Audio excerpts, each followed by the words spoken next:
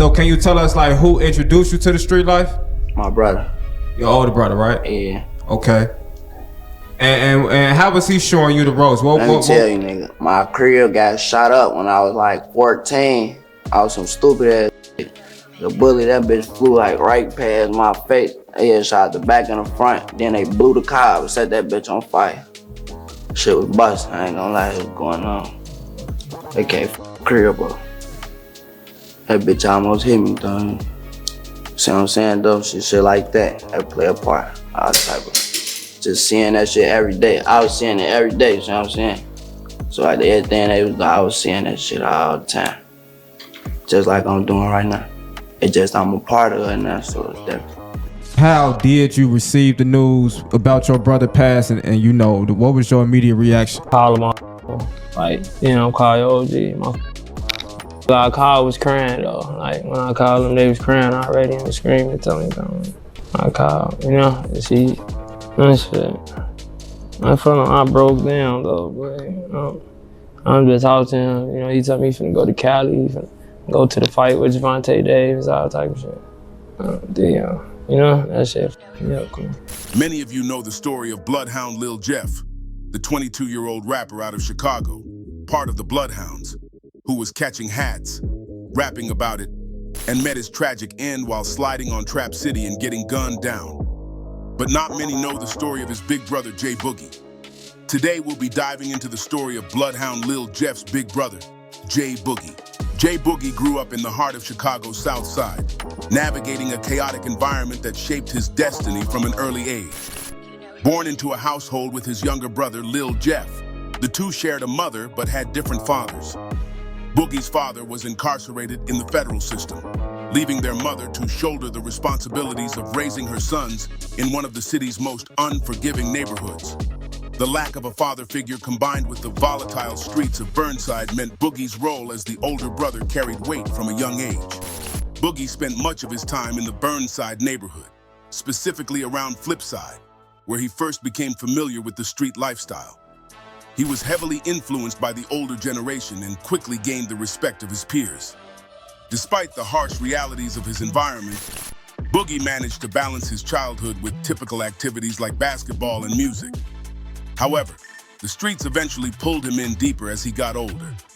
A pivotal moment in Boogie's upbringing was his move to Woodlawn, an area not far from Drill City.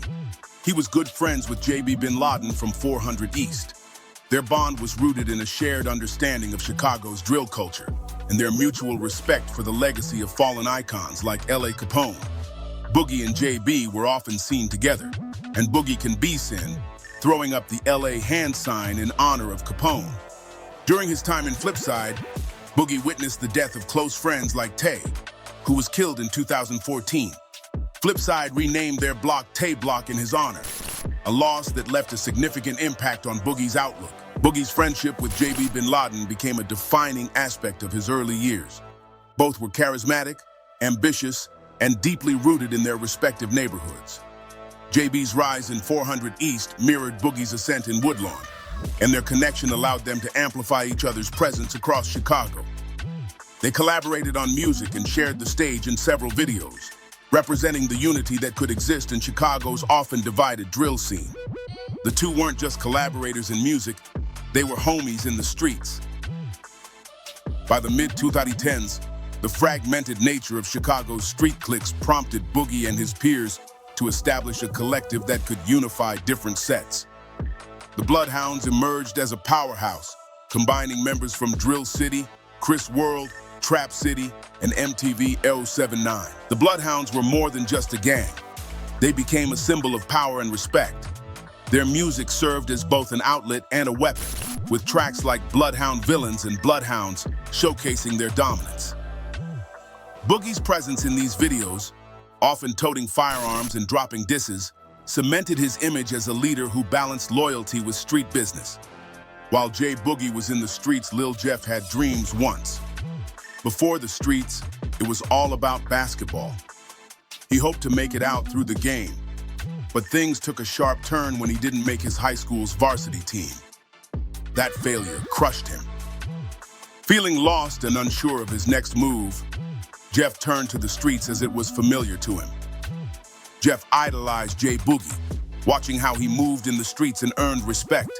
At 14, Jeff faced his first real taste of violence when their house got sprayed up, with bullets flying past his face. That moment left a mark on him. So can you tell us like who introduced you to the street life? My brother. Your older brother, right? Yeah. Okay. And how was he showing you the ropes? Let me tell you, my crib got shot up when I was like 14. I was some stupid ass shit. The bullet, that bitch flew like right past my face. They had shot the back and the front. Then they blew the car and set that bitch on fire. Shit was busting. I ain't gonna lie, what was going on. That bitch almost hit me, though. See what I'm saying, though? Shit like that. That play a part. All type of just seeing that shit every day. I was seeing it every day, see what I'm saying? So like everything I was seeing that shit all the time. Just like I'm doing right now. It's just I'm a part of it now, so it's different. One that set him on a new path. By 18, Jeff officially jumped off the porch, repping Drill City and eventually joining the Bloodhounds, the very crew his brother helped create. Lil Jeff's path in the streets led him to beef with Trap City, a set his older brother once called home. The tension hit a peak when Trap City allegedly backdoored Z Money, one of Jeff's closest homies. That betrayal lit a fire in Jeff, and he became relentless in his pursuit of revenge. Jeff taunted Trap City on social media, dropping names and claiming bodies. The irony of the beef wasn't lost on anyone. J Boogie, once a major figure in Trap City, now had a younger brother warring with his old crew. It was a painful reminder of how the streets don't care about family ties.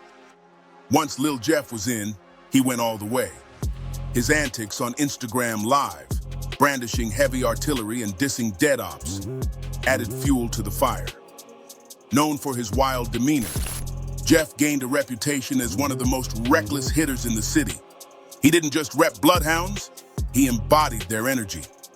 The streets took notice of Jeff after he allegedly avenged Z Money's death by taking out Trap City Lil. But the same bravado that earned him respect also made him a target. In June 2024, Jeff met his end during a failed drill in Trap City territory. Surveillance footage captured his final moments, chasing a rival into a house before being fatally shot in the chest. J Boogie's release in 2024 came just months after his brother's death. The timing was bittersweet. He was free, but the streets had taken Jeff. In interviews, Boogie didn't shy away from his regrets. He knew his influence had shaped Jeff's choices, a reality that weighed heavy on him. How did you receive the news about your brother passing and you know, what was your immediate reaction? Call him call your OG. I called was crying though. Like when I called them, they was crying already and screaming, telling me, I called, she, that shit. I felt like I broke down though, but I'm just out to him, he told me he's finna go to Cali, go to the fight with Javante Davis, all type of shit. That shit, cool. Music became Boogie's outlet. His track Letter to Jeff wasn't just a tribute, it was a confession, a way to process his pain. Through his music, Boogie hopes to honor Jeff's memory while shedding light on the cycle of violence that defined their lives. J Boogie's role in the Bloodhounds extended far beyond their formation. His leadership and charisma helped define their presence in both the streets and the drill scene. But the legacy of the Bloodhounds was also marked by loss, with Lil Jeff's death serving as a tragic chapter in their story. J Boogie's story and Lil Jeff's death underline the cruel irony of the streets. The same gang life that brought them respect and power also tore their family apart.